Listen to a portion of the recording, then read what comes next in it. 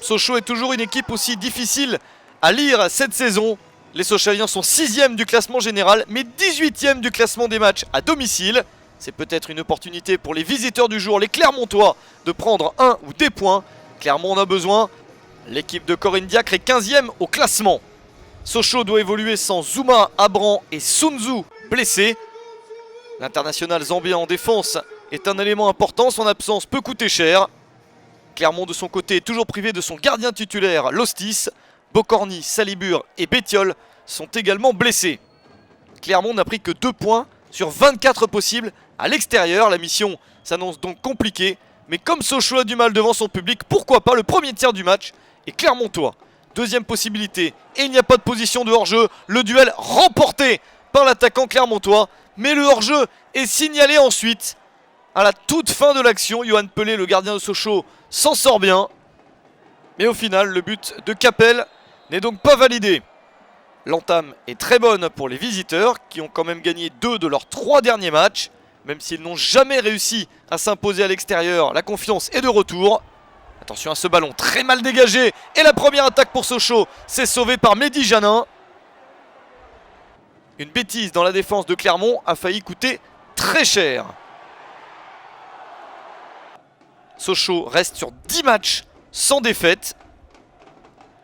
Mais à la mi-temps, on n'a pas réussi à faire un bon match. 0-0, le point est pour l'instant bon pour les Clermontois. Cette 18e place à domicile est inquiétante pour les Lionceaux. 2 victoires, 3 nuls et 3 défaites depuis le début de la saison. Et encore une fois, les joueurs d'Olivier Chouafny semblent bloqués. Peut-être en seconde période, une possibilité sur coup de pied arrêté avec le corner. La reprise de la tête, c'est sur la barre transversale. L'occasion la plus nette du match. Et pour Sochaux, pas de réussite pour les joueurs locaux. Clermont commence à plier. Les Clermontois ont gagné 2 de leurs 3 derniers matchs, mais sont sur 4 défaites de suite à l'extérieur. Sochaux insiste. Avec ce centre au premier poteau, ça passe juste au-dessus de l'attaquant. Peut-être un coup franc pour débloquer la situation. 76e minute. Pierre Gibaud inscrit son premier but en Ligue 2 grâce à ce coup franc direct. Les Clermontois ont reculé.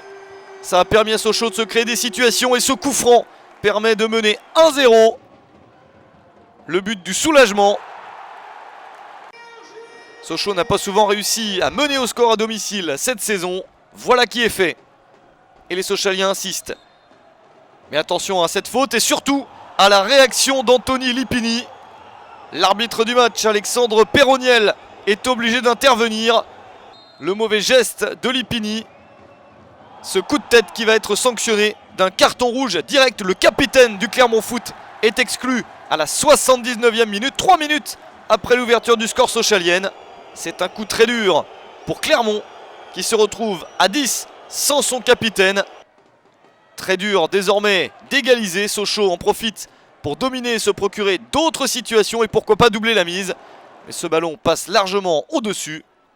Les Sochaliens profitent de cette fin de match en supériorité numérique pour dominer et pour assurer le coup. Sochaux au final maintient ce score et s'impose 1-0 face à Clermont.